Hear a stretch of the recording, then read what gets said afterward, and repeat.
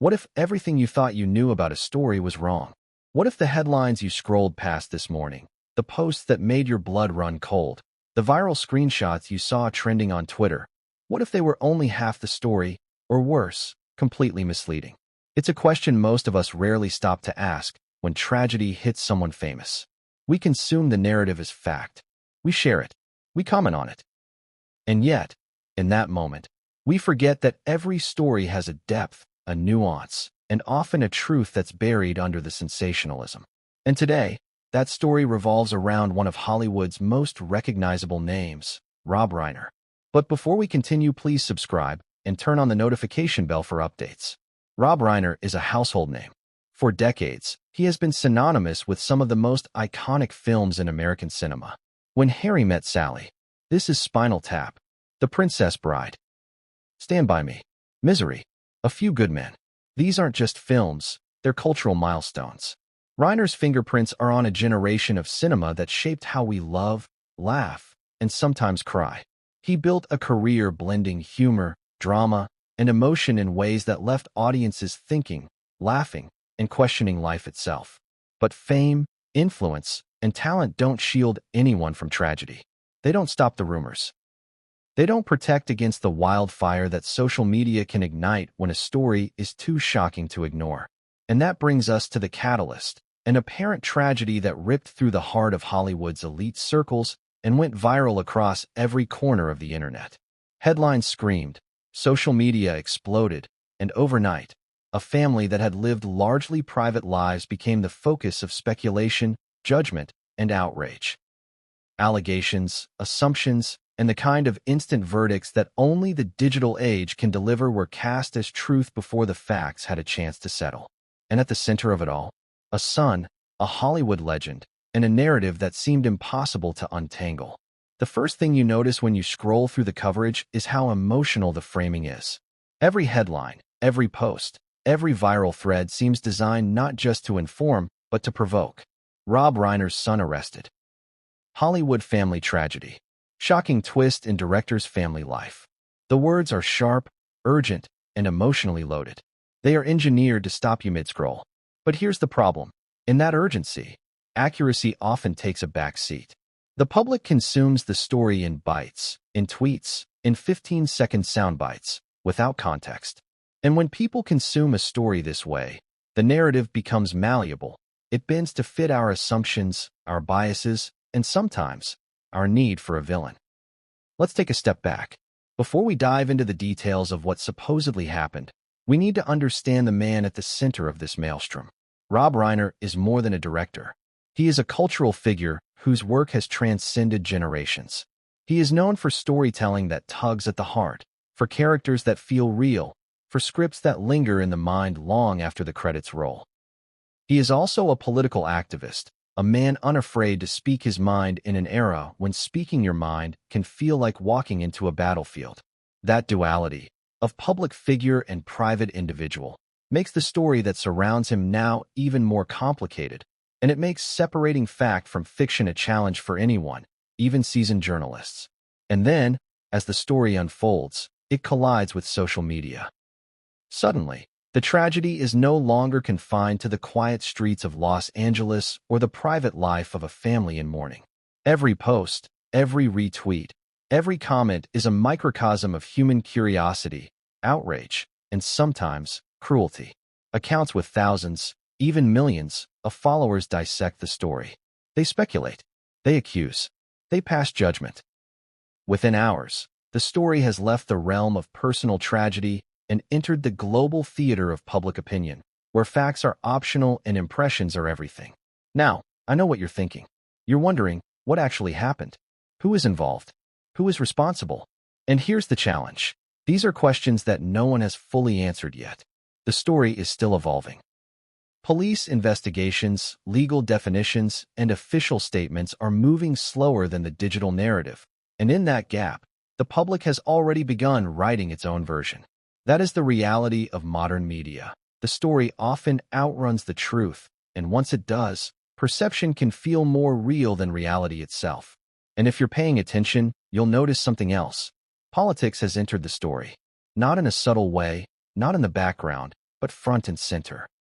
Comments on social media, statements by public figures, and political narratives have been woven into the reporting, adding layers of interpretation that may have little to do with the actual events. Suddenly, what should be a tragic family story becomes a political battleground, a place where ideology and outrage collide with grief and rumor. And as viewers, as readers, as participants in this swirling digital storm, how do we navigate that? How do we separate what is reported, what is alleged, and what is purely speculative? Let's pause for a moment. Think about the families involved. Think about what it must feel like to have your lives dissected in public, your grief turned into content for clicks, your tragedy transformed into speculation. It's uncomfortable. It's unfair. And yet, it is the reality we are all participating in when we engage with stories like this. And that's why this introduction isn't just about headlines. It's about context. It's about understanding that while stories are designed to provoke, to shock, to hook, the underlying reality is far more complex, far more human, and often far less certain than we are led to believe. And that leads us to the questions that will guide the rest of this video. What really happened inside the Reiner family's home? How did a private life become a public spectacle overnight? What is the difference between what has been reported and what is true? How do social media, politics, and the hunger for drama shape our perception of reality? And most importantly, how do we as an audience navigate this space responsibly, without jumping to conclusions, without being swept away by the storm of speculation? Over the next hour, we're going to dissect this story in detail. We're going to explore the headlines, the social media posts, the public statements, and the rumors. We're going to examine the psychology of outrage, the mechanics of virality, and the emotional impact of tragedy when it becomes public property. We're going to look at what is confirmed, what is alleged, and what remains unknown. And we're going to do it all while keeping in mind one guiding principle. The truth is often slower than outrage, and it is more complex than headlines can ever capture. So, as we start this journey, keep one thing in mind. Everything you think you know about this story may change. The narrative is still unfolding, and every detail, every post, every statement adds a new layer to a story that is already intricate and emotionally charged. Be ready to question, be ready to reflect, and be ready to consider the human beings behind the headlines. Because in stories like these, they are the ones who matter the most. And just when you think you've got a handle on the narrative, just when you think you understand the scope of this tragedy, something will happen, something that will make you rethink everything you thought you knew. Something that will shock you, make you pause, and force you to confront the uncomfortable reality of modern media and human curiosity. But what came next would change everything, and no one saw it coming. What if the first thing you read about a story wasn't just misleading? It was the spark that ignited a wildfire of speculation, judgment, and outrage? That's exactly what happened when the news surrounding the Reiner family hit the internet. Overnight, millions of people were scrolling, clicking, and sharing, and suddenly a private tragedy became a public spectacle. Headlines flashed in bold letters, dramatic phrases screaming for attention. Rob Reiner's son arrested, Hollywood family tragedy, shocking twist in director's family life. The kind of wording that doesn't just inform, you notice it, it grabs you, it jolts your pulse. And that's the thing about headlines. They are designed to provoke. They are the front door of a story, and they often tell you what you think you already know before you even read the first paragraph. But in this case, the headlines did something more insidious. They blurred the line between what was confirmed, what was alleged, and what people assumed in the heat of the moment. The digital world ran with fragments, creating a narrative that was, at best, incomplete, and at worst, entirely misleading. Think about the mechanics for a second. One clickbait article goes up. Someone with a large following shares it. Within minutes, screenshots are circulating on Twitter, Instagram, and TikTok. Every new viewer adds their interpretation, their fear, their outrage. He must have done it, they say. It explains everything. And just like that, assumption becomes conviction. The internet, in its rush for speed, rarely stops to question, rarely waits for the facts, and rarely considers the human lives hanging in the balance. So what did the very first headlines actually say? The initial reports were cautious, careful language, phrases like police investigating, or apparent tragedy. But very quickly, that caution evaporated. Within hours, language shifted from investigation ongoing to arrested and suspect. Social media users amplified that narrative, often stripping the nuance entirely. By the afternoon, the story had transformed. A quiet investigation became a presumed crime, and a family in mourning became a spectacle for consumption. This is where we need to ask a critical question. Why do headlines have such power? Why does the phrasing of a few words on a page dictate how millions of people react? It's psychology, plain and simple. Humans are wired to respond to drama, to conflict, to urgency. The brain reacts faster to words like arrested, tragedy, or shocking than to more nuanced phrasing. These words trigger emotional shortcuts, making it easy to feel informed without actually understanding the situation. In other words, the headline becomes the story, whether the content supports it or not. And the Reiner story illustrates this perfectly. Within hours, memes started circulating. Screenshots of the initial articles were shared with commentary like, "Finally, justice," or "I knew something was wrong." Some posts even politicized the narrative, pulling in arguments about celebrity activism, ideology, or public statements made by Rob Reiner over the years. And suddenly, this was no longer just a story about a family. It was a story about power, politics, and morality, filtered through the lens of social media outrage. But here's what most people missed. The first headlines left out critical context. They didn't explain that investigations take time. They didn't clarify that arrest does not equal guilt. They didn't account for the lives disrupted by assumption, speculation, and rumor. Yet in the digital age, context is optional. Attention is mandatory. Engagement drives visibility. And the faster a headline travels, the less time there is to understand its accuracy or its consequences. At this point, it's worth pausing to reflect on the human element. Imagine being in the Reiner family home as this story explodes online. Every notification, every alert, every share is a reminder that private grief has been turned into public content. Friends and neighbors watch the chaos unfold in real time. People you've never met pass judgment, and you can't control it. That's the reality of viral tragedy in the 21st century. Headlines don't just inform. They shape perception, and perception often feels more real than reality itself. Now, let's dive a little deeper into the headlines themselves. One headline, for instance, read, "Rob Reiner's son arrested after parents found dead in Los Angeles." Notice the structure. It names the celebrity first, grabs attention with arrested, and then adds a shocking detail about the deaths. It's crafted to hit three emotional triggers simultaneously: recognition, fear, and curiosity. The human brain reacts. You stop scrolling. You click.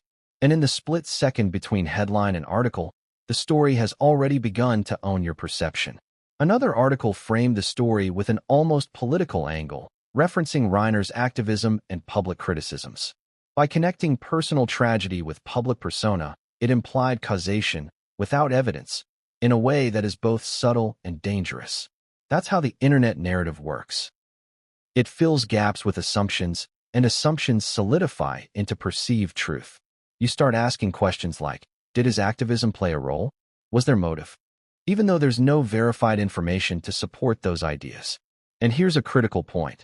This phenomenon isn't unique to the Reiner story. It happens with every celebrity tragedy, every viral accusation, every breaking news event. Speed trumps accuracy. Drama trumps nuance. And the audience, us, the viewers, is complicit. We consume, we share, and in doing so, we amplify a narrative before the facts are fully known. Which brings us to an uncomfortable truth. Headlines don't just inform, they shape reality. When millions of people believe something, it creates a collective narrative that feels undeniable. Even if later corrections are issued, even if the facts are clarified, the initial impression lingers. The story is already embedded in public consciousness, and the damage, reputational, emotional, or otherwise, cannot be fully undone. So what can we learn from this first explosion of headlines? First, pay attention to phrasing. Words matter. Second, recognize the psychology at play. Emotional triggers drive engagement. Third, understand that the fastest story isn't always the most accurate. And finally, Remember the human cost of misinformation, even if unintentional. Families, reputations, and public perception can all be permanently altered by a single headline. And just when you think the headlines are the main story, something else happens. The narrative takes on a life of its own. Social media amplifies the speculation. Memes, tweets, and viral threads add layers of judgment, ridicule, and political framing. Suddenly, the story is no longer about the investigation, about the facts, or even about the family. It's about the perception of guilt. And once perception dominates reality, the real story becomes almost impossible to uncover. By now, you might be wondering, what actually happened behind those initial headlines? What are the facts? Who is involved? How much of this is verified, and how much is rumor? That's exactly the tension that makes this story so compelling and so dangerous. The internet thrives on that tension. Every new post, every share, every comment feeds it. And before long, the line between verified information and speculation blurs beyond recognition. And that brings us to the end of Chapter 1, the point where the headlines that broke the internet have set the stage for everything that follows. But the story is far from over. Behind the clickbait, behind the outrage, there are details that no one could have anticipated, details that will reshape the narrative entirely. The first wave of headlines captured attention, yes, but they only scratched the surface. The deeper truth is far more complex, and what came next would change everything. And no one saw it coming. Before the first headline even appeared, before social media erupted, before speculation became certainty in the minds of millions, Rob Reiner was already a man the internet had an opinion about. That may sound strange, but think about it for a moment. Fame is a double-edged sword. It brings recognition, wealth, and influence. But it also brings scrutiny, criticism, and a kind of public judgment that never truly sleeps. And for someone like Reiner, a director, actor, and activist whose career spans decades, that judgment had already been forming long before any tragedy struck. Rob Reiner is not just any Hollywood figure. He is a cultural architect. He gave the world films that defined generations. When Harry Met Sally redefined romantic comedy with humor and authenticity. This is Spinal Tap offered a satirical genius that made audiences laugh while questioning the very nature of fame. The Princess Bride became an eternal fairy tale that blended romance, wit, and adventure in a way that only a master storyteller could achieve. Stand By Me captured the raw, messy nostalgia of youth, and Misery forced audiences into a claustrophobic suspense that left hearts pounding. And then there's A Few Good Men, a courtroom drama whose line, "You can't handle the truth," became a cultural touchstone. Each film showcases Reiner's ability to capture emotion, tension, and humanity. Each project built his reputation, not just as a director, but as a cultural force whose voice resonates far beyond Hollywood. Yet with public influence comes public judgment. Reiner has been an outspoken political figure for decades, particularly in moments of national or cultural tension.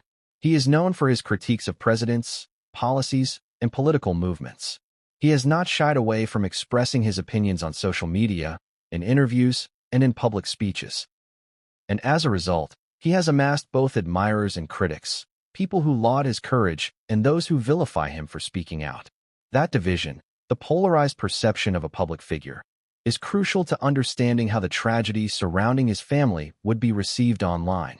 Because in today's digital landscape, judgment doesn't wait for evidence. Reputation precedes fact. And public perception can transform even private moments into a narrative shaped by opinion rather than reality. Rob Reiner's prominence and political visibility meant that, before the details of any incident emerged, people were already predisposed to interpret the story in a way that aligned with their beliefs. If someone admired him, they saw a victim of circumstance. If someone opposed him politically, the tragedy became a lens through which to cast judgment.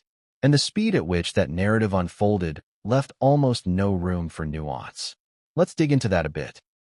Think about social media's role in shaping perception. A single tweet, a viral post, or a shared article can amplify a perspective within minutes. Reiner's history of outspoken political commentary became a convenient narrative tool for those looking to explain or justify the events described in the headlines. Suddenly, tragedy wasn't just tragedy. It was political theater. It was a moral lesson. It was proof, at least in the eyes of some observers, of the consequences of public behavior. And here's the critical detail. None of that narrative had to be true to be persuasive. All it needed was the emotional resonance of confirmation bias, the satisfaction of fitting a story into a familiar worldview. Now, consider the contrast. On one hand, Rob Reiner's career embodies creativity, empathy, and storytelling brilliance. On the other hand, the public sees a polarizing figure, someone whose opinions have provoked reactions, who has criticized leaders and policies, and whose very voice has invited both applause and scorn. That dichotomy, celebrated filmmaker versus divisive public figure, set the stage for how the tragedy would be interpreted. The internet is not neutral. It is opinionated, reactive, and impatient. And in the case of Reiner, the public had already formed a judgment before the investigation had even begun. But there's something else to consider: Reiner's private life. Unlike his public persona, much of his family life has remained shielded from the media. He has maintained a level of privacy that most celebrities cannot, choosing to keep personal details out of the spotlight. Yet when tragedy strikes, that privacy is violated almost instantly. Social media fills in the blanks. Speculation becomes news. Rumors are treated as fact. And suddenly, the carefully curated boundary between public and private collapses, leaving a family's personal grief exposed to the world. This is where audience psychology comes into play. Why do we judge so quickly? Why do we assume we know someone's character based on limited information? It's human nature. Our brains crave patterns, explanations, and closure. When confronted with a shocking event, it is emotionally satisfying to assign meaning, to identify a cause, and to pinpoint responsibility, even if the evidence is incomplete. And for a figure like Rob Reiner, who is already known and polarizing, the mind naturally fills in the gaps with what feels logical or familiar. The result is a narrative that may have very little to do with the truth of the events themselves. And yet, this chapter of his life, the one that intersects with viral outrage, social media speculation, and political commentary, is not defined by his critics or the headlines. It is defined by reality, however complex and uncomfortable it may be. Rob Reiner, like any human being, is more than the sum of his public persona. He is a father, a husband, a filmmaker, and a private individual navigating circumstances that no one could have anticipated. But the problem arises when the public refuses to see that complexity. When tragedy occurs, the internet often simplifies, distorts, and amplifies, creating a version of reality that serves curiosity and engagement rather than accuracy. Think about the questions this raises. How much of our perception of a public figure is based on their actual actions versus the media's portrayal? How quickly do we assign guilt, heroism, or blame without understanding the full context? And perhaps most importantly, how does fame amplify vulnerability, transforming private hardship into public spectacle? These are uncomfortable truths, but they are crucial for understanding the next stages of this story. And then, as the headlines continued to evolve, as social media speculation intensified, something remarkable happened. The narrative began to write itself, almost independently of the facts.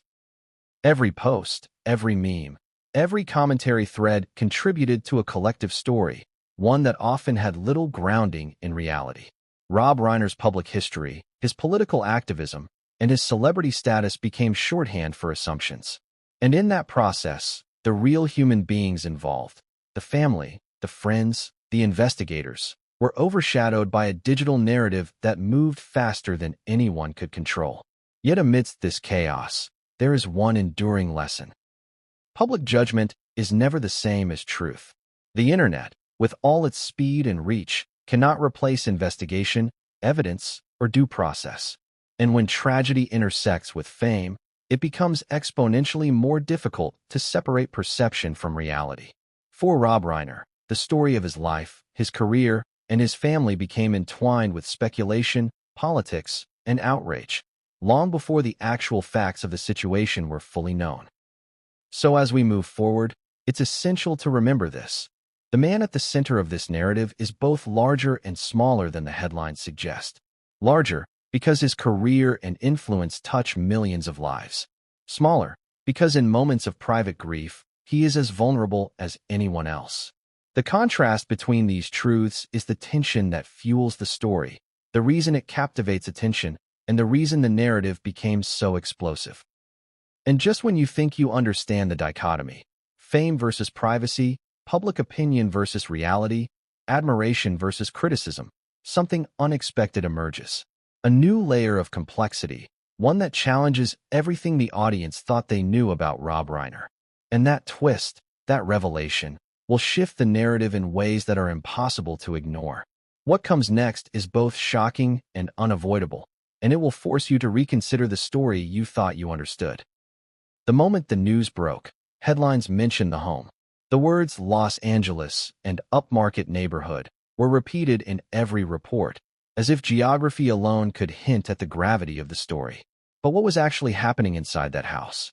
What did it feel like to be in a home that had been suddenly transformed into the center of a national, if not global, story? And how much of what we saw online was fact versus speculation? Let's start by painting the scene. Imagine a quiet, tree-lined street in Los Angeles, where neighbors wave to each other, where morning coffee is accompanied by the soft hum of distant traffic. The homes are spacious, manicured, and protected by privacy gates. Luxury cars sit in driveways, not just as symbols of wealth, but as silent witnesses to the lives unfolding inside. In this calm environment, tragedy struck.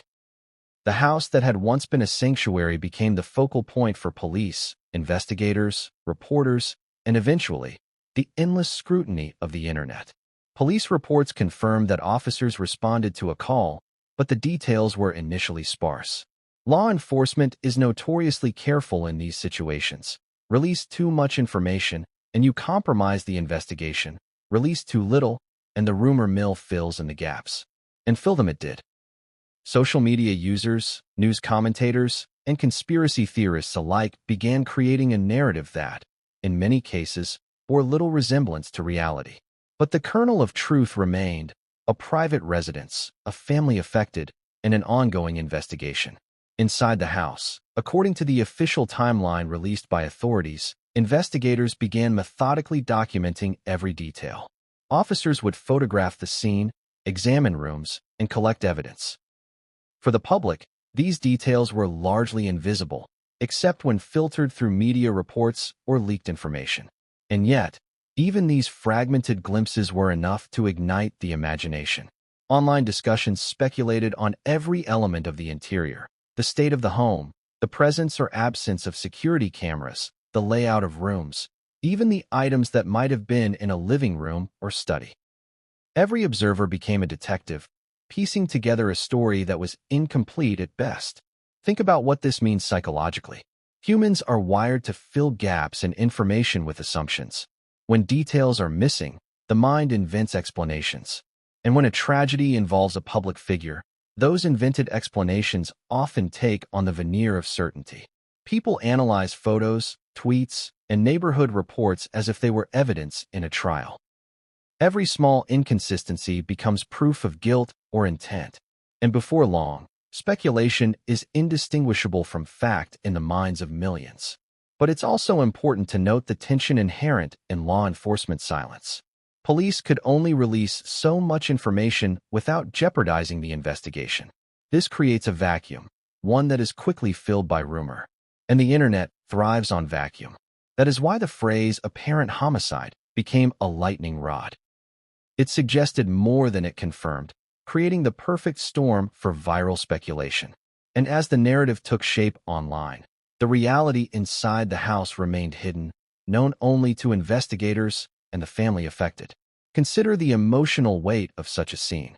Even in a routine investigation, the energy in a house after a death is intense. Officers are trained to remain professional, but the human element cannot be ignored. The quiet rooms, the personal belongings, the traces of life that are suddenly frozen in time, they all speak to the emotional reality of what has occurred. And for family members, friends, and even neighbors, the intrusion is surreal. A home that once held laughter, meals, and ordinary routines is now an object of public scrutiny, its privacy shattered by cameras, microphones, and endless speculation. And that is just the beginning. Once the house became the focus of news coverage, attention shifted to every detail outside it. The driveway, the gate, the landscaping, the vehicles. Journalists and photographers captured every angle, often focusing on minutiae that would normally be private. Online communities then dissected these images, sometimes drawing conclusions that were wildly speculative. "Why is that gate open?" one post asked. "What does the car in the driveway mean?" Another speculated. These observations may seem trivial, but in the digital age, they become part of the narrative, shaping perception more than official reports ever could. Now, let's step inside the psychological layer of this. Why do people become so fascinated by the specifics of a crime scene? Part of it is empathy, an attempt to understand what happened, to connect emotionally. Part of it is curiosity, the desire to unravel a mystery. And part of it is a darker impulse, to assign blame and satisfy the human need for closure. When tragedy strikes someone famous, all three impulses combine, amplified by the reach of social media. The result is a story that grows exponentially with every click, share, and comment. But here's an essential point. The scene inside the home is not just a backdrop for speculation. It is a site of real human suffering. The people who live there, the ones affected most deeply, are navigating grief while the world watches. That creates a tension that few of us can fully appreciate. We consume these stories as entertainment, as drama, as curiosity, but for those involved, the experience is visceral, painful, and profoundly private. Every rumor, every false assertion, every meme becomes part of their reality, regardless of its truth. And then there is the question of evidence. Early reports hinted at certain details.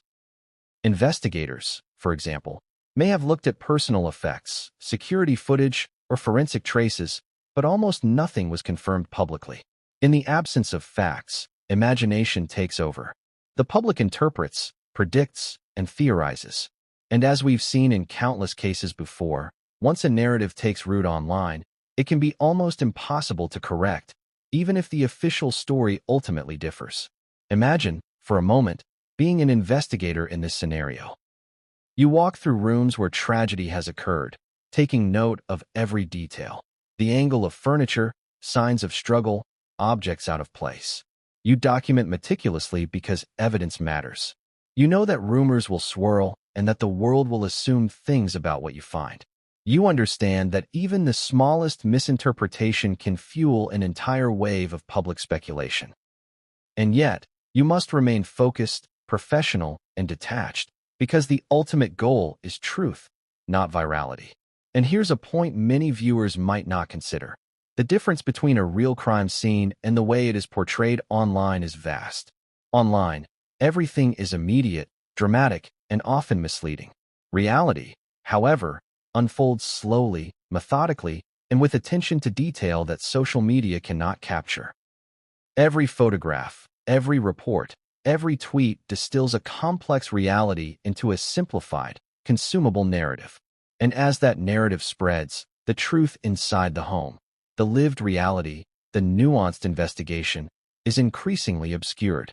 This brings us to a crucial question for the audience. How much of what we believe about events is shaped by the immediacy of reporting versus the reality on the ground? How much do we trust headlines, images, and social media commentary over verified information?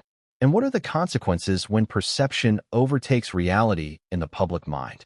These questions are uncomfortable but necessary because they highlight one of the central tensions in this story, the gap between what is happening inside a private space and what the world thinks is happening. And just when it seems the scene has been fully explored in the public imagination, something unexpected emerges.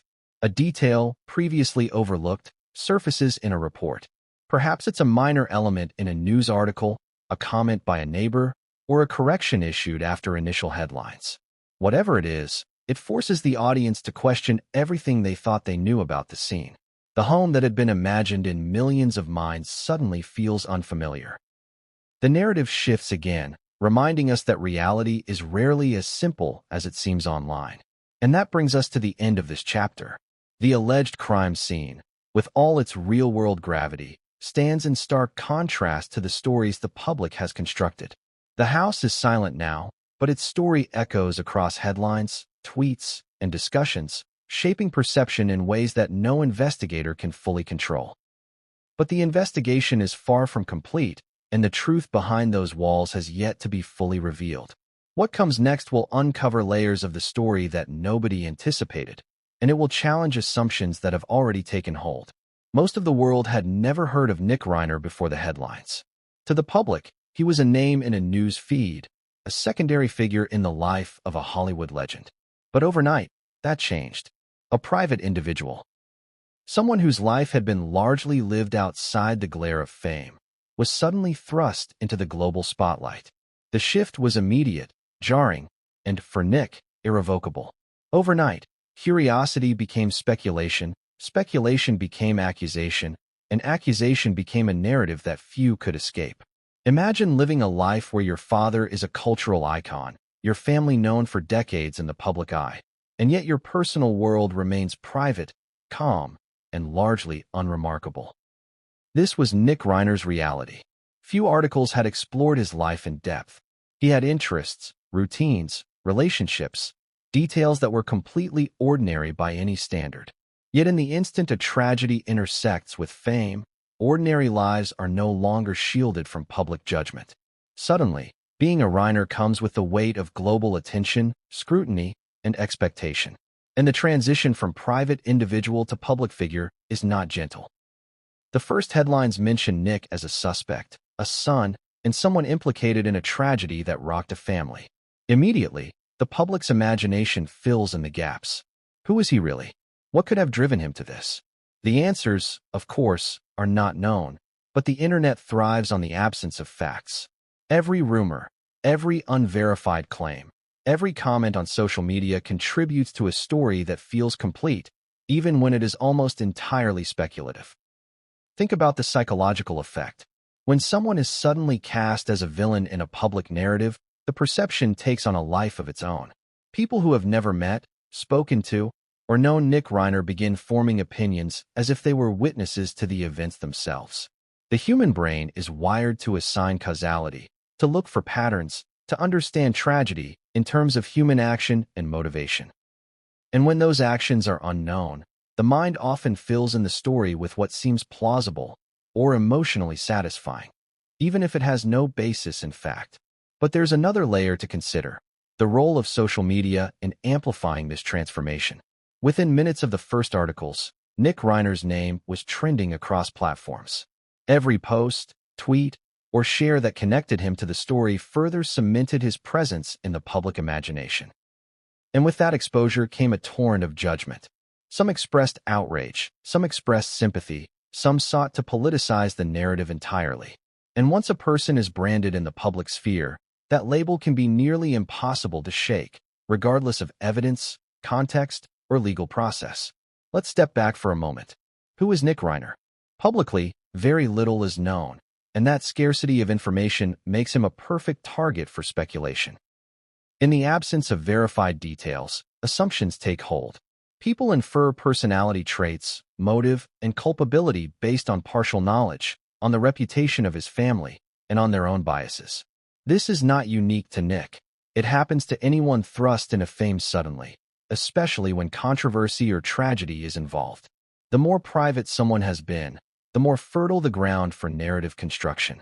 And yet, for Nick Reiner, the stakes are uniquely high. Unlike his father, he does not have a decades-long public career or a body of work to shape perception. He does not have interviews, accolades, or a history of public engagement to contextualize who he is. What the world sees is a name attached to a tragedy, and in the court of public opinion, that is often enough. Headlines like "Nick Reiner arrested" or "Son of Hollywood director involved in family tragedy" do not just report, they define him in that instant. This brings up another critical point: the emotional toll. To suddenly be cast as a public villain, even in speculation, is to confront a world that judges without knowing. Friends, colleagues, and acquaintances may offer support, but the flood of public scrutiny is relentless. Each new article, each social media mention, reinforces the narrative. Even those who withhold judgment internally are affected by the sheer volume of discourse. The world, in essence, becomes a jury before any trial, before any facts, before any legal proceedings. And here's the chilling reality. Once this transformation happens, it is almost impossible to reverse. The digital footprint is permanent. Every article, tweet, and video is archived, shared, and rediscovered. Even if investigations ultimately find different conclusions, the public perception remains. The narrative created in those first hours and days often overshadows the truth, shaping how history remembers someone before the facts have fully emerged. Now consider the implications for Nick's personal life. Relationships with friends, colleagues, and extended family are tested under intense pressure. Privacy, already fragile in a digital age, collapses entirely. Even mundane aspects of life, walking down a street, shopping for groceries, posting on social media, are suddenly laden with public interpretation. Each action, no matter how ordinary, is scrutinized for potential significance, feeding the endless cycle of speculation. Yet despite the weight of the public narrative, there is another layer often overlooked: the human complexity beneath the headlines. Nick Reiner, like any individual, is more than the character painted by the internet. He has motivations, relationships, emotions, and experiences that are entirely private. The tragedy that thrust him into public focus is not a story of simplicity. It is a story with layers, contradictions, and unknowns that cannot be reduced to headlines or speculation. And understanding that complexity is essential to seeing the full picture, beyond the simplified narrative crafted for virality. At this point, it's worth asking the audience, how do you judge someone you've never met, based on fragments of information? How much of your perception is influenced by headlines, social media, and secondhand speculation?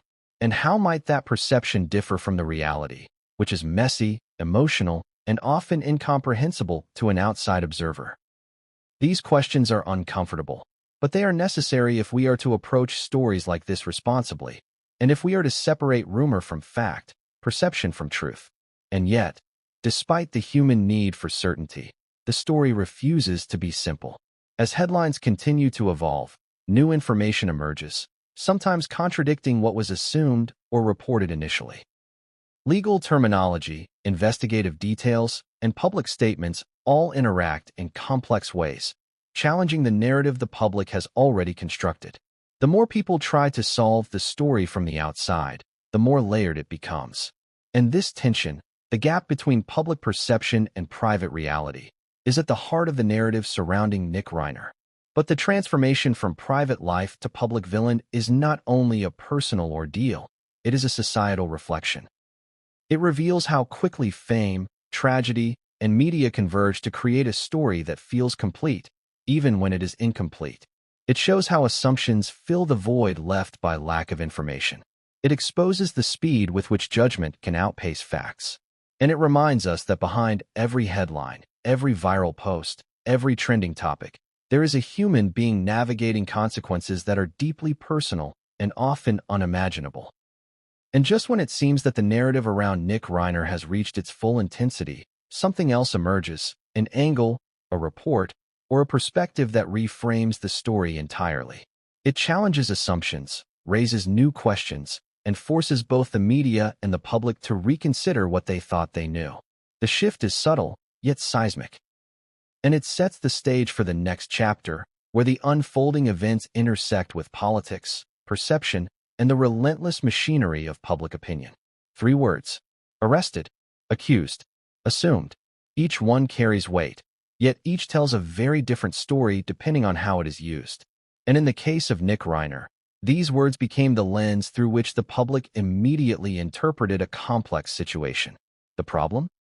In the rapid-fire world of social media and viral headlines, the distinctions between them were blurred, intentionally or not, turning speculation into perceived fact and perception into reality. Let's break this down. Arrested is a legal term. It implies police involvement and formal procedures, but it does not imply guilt. Arrest is the beginning of a process, not its conclusion. Accused signals someone has been formally charged or identified in a legal sense. Yet even this does not mean the accusations are proven. Finally, assumed is pure conjecture, belief based on incomplete or missing information. And yet, In online discussions, these words often get used interchangeably. A single post might declare someone arrested when all that is known is speculation or assume guilt before an investigation concludes. Why does this matter? Because language shapes perception. When millions of people read a headline, even a single word can cement an idea in the mind. Arrested feels official. Accused feels serious. Assumed feels convincing if phrased correctly. And when these distinctions collapse in the public mind, the result is a narrative that is more opinion than fact, more judgment than investigation. This is precisely what happened in the first hours after the story about Nick Reiner emerged. Consider the psychology behind this phenomenon. Humans are wired to reduce uncertainty. When confronted with ambiguity, the mind prefers closure, even if that closure is wrong.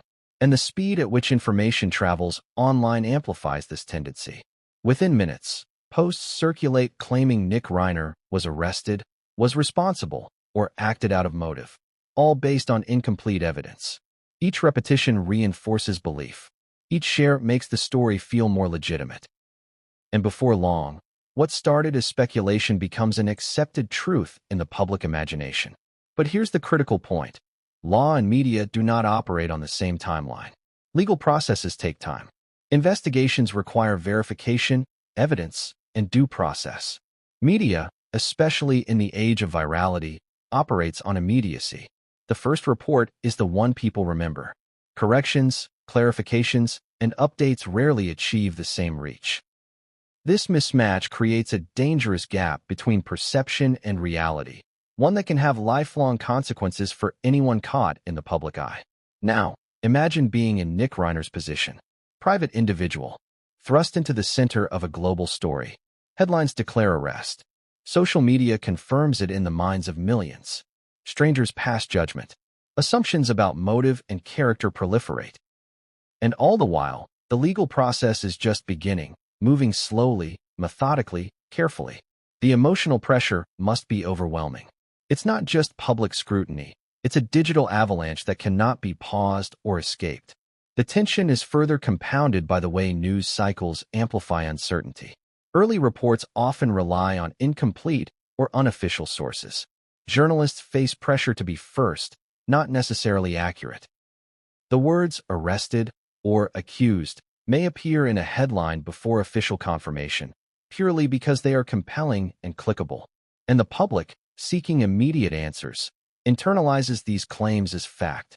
The narrative solidifies before evidence has a chance to emerge, creating a loop of misinformation that is incredibly hard to correct. At this point, it's worth examining how rumors escalate online. Once a term like arrested is used, social media users interpret it in ways that confirm their assumptions. People begin filling in details, why he might have acted, what motives he could have had, what the consequences will be. Speculation becomes storytelling. Storytelling becomes reality. And all of it is reinforced by the social validation that comes from likes, shares, and comments. The speed and scale of this process is unprecedented and unforgiving. And the consequences are not just theoretical. Public assumption can directly influence perception, which in turn can affect the individual's personal life, reputation, and even the legal process. Friends and colleagues may distance themselves. Employers, partners, and acquaintances may act based on rumor rather than fact. Even if the investigation ultimately exonerates someone, the public narrative remains. Arrested, accused, assumed. These words leave permanent impressions, regardless of outcome. This also raises an uncomfortable question for the audience. How often do we participate in this cycle? How many times have we shared a headline, liked a post, or commented on a viral story before knowing the facts? How often do we allow perception to replace reality, simply because it feels complete or emotionally satisfying? These are hard questions, but necessary if we are to understand the forces at play in situations like Nick Reiner's. Let's consider the legal angle briefly. In any investigation, authorities proceed with caution. Evidence must be collected, statements must be verified, and legal standards must be met. An arrest is just one step. Charges may follow, or they may not. The accused is entitled to defense, to legal representation, and to due process. None of these safeguards are visible in a social media feed. None of these steps are reflected in the headlines that people consume and share. This disconnect is what creates the perception that someone is guilty before any determination has been made. And yet, despite these principles, public assumption often outweighs official procedure. Social media has no patience for nuance. Virality favors drama. And once a story reaches millions of eyes, even corrections or clarifications cannot fully undo the damage. This dynamic is particularly pronounced when the individual in question is related to a public figure, like Nick Reiner. Association with fame magnifies scrutiny, intensifying the consequences of assumption and speculation. At this juncture, it's important to step back and examine the emotional impact. What does it feel like to be publicly assumed guilty? To have your name repeated in news feeds, tweets, and comment sections as if the verdict has already been handed down? How does it affect family, friends, and personal relationships? The human cost is profound, yet it is often invisible to the audience consuming the story. Headlines capture attention, clicks drive engagement, but the people at the center live the consequences in real time. And here's the final point before the cliffhanger. The difference between arrested, accused, and assumed is not just semantic. It is moral, ethical, and deeply consequential. These words influence perception, shape narrative, and affect lives. Misusing them, conflating them, or treating them as interchangeable in public discourse can create lasting harm. And in the case of Nick Reiner, this distinction became one of the defining features of the unfolding story.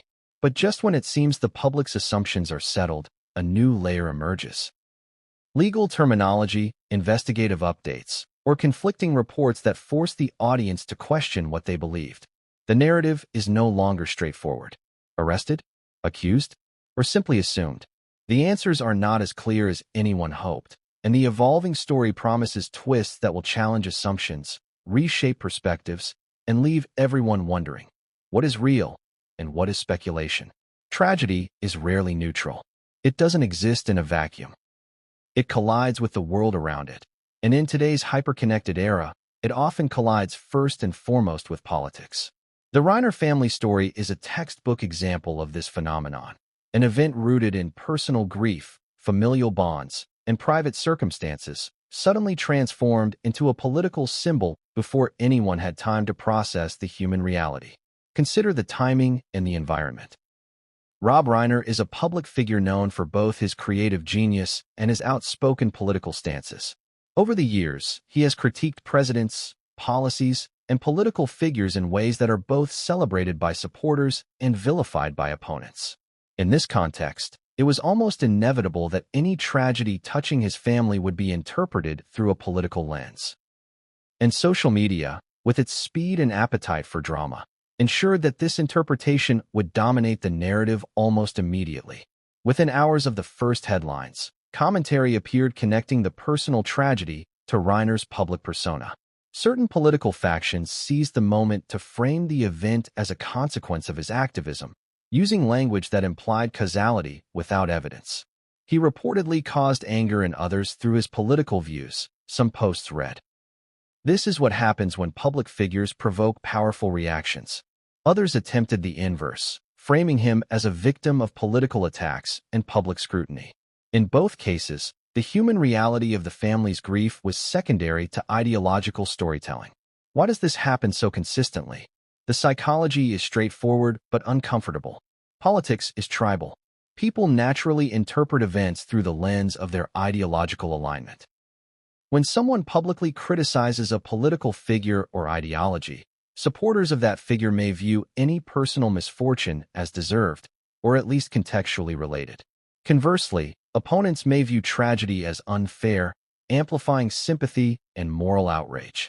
In both cases, the actual facts, the what, how, and why of the event, become almost irrelevant. Narrative supplants reality. This politicization creates tension that goes beyond headlines. It seeps into social media threads, comment sections, and viral discussions. People argue, debate, and sometimes attack each other, all while missing the core human tragedy at the heart of the story. The personal becomes a proxy for political battles. Individuals are reduced to symbols, and the grief, suffering, and complexity of real lives are overshadowed by ideological framing.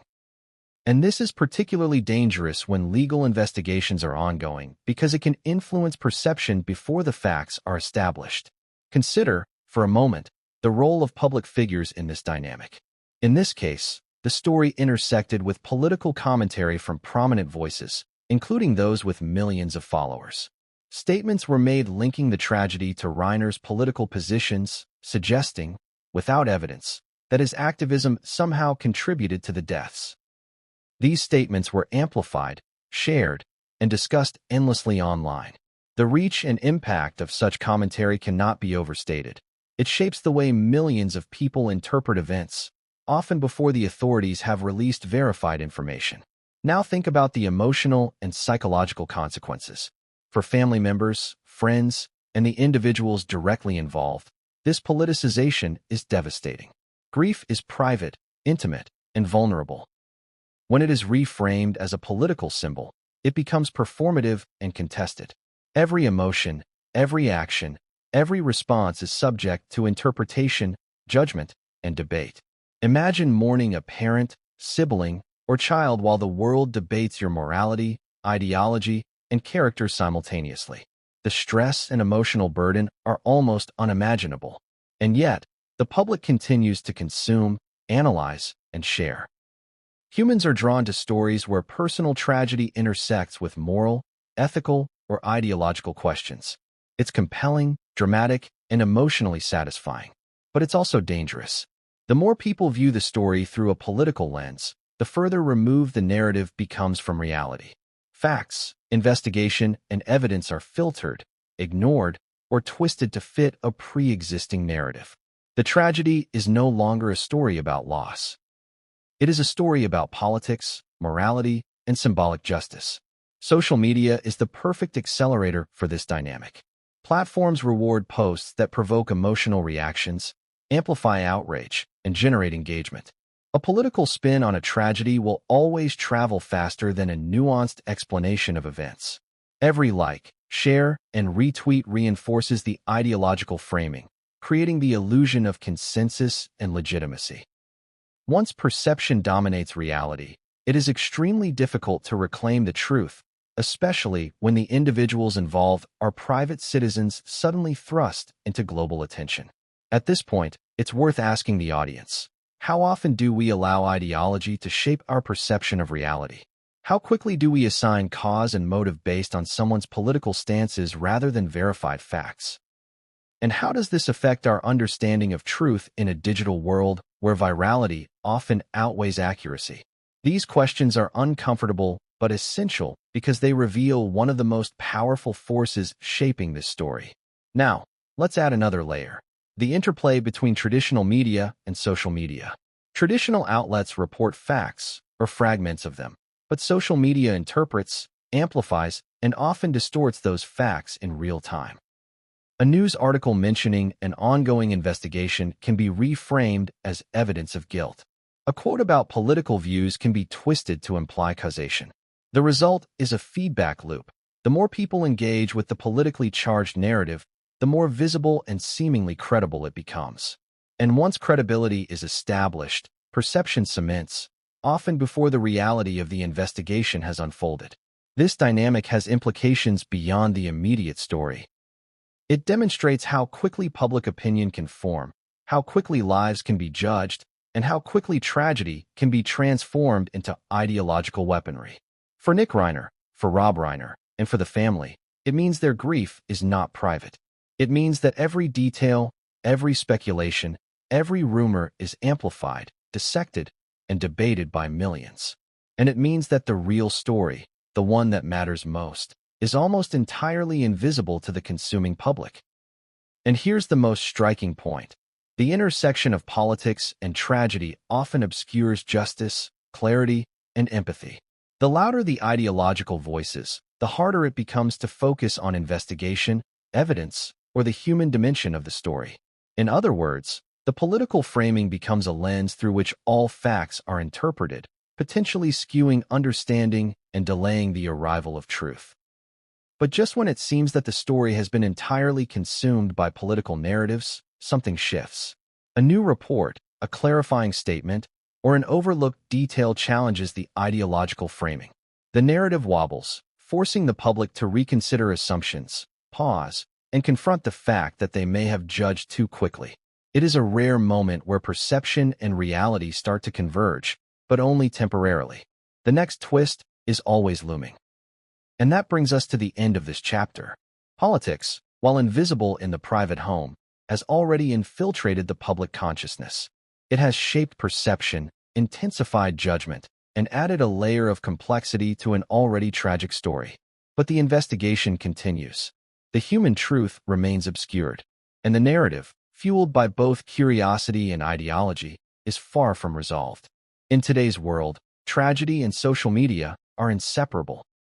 Every shocking event, every sensational story, every deeply personal moment becomes content to be consumed, shared, and commented upon.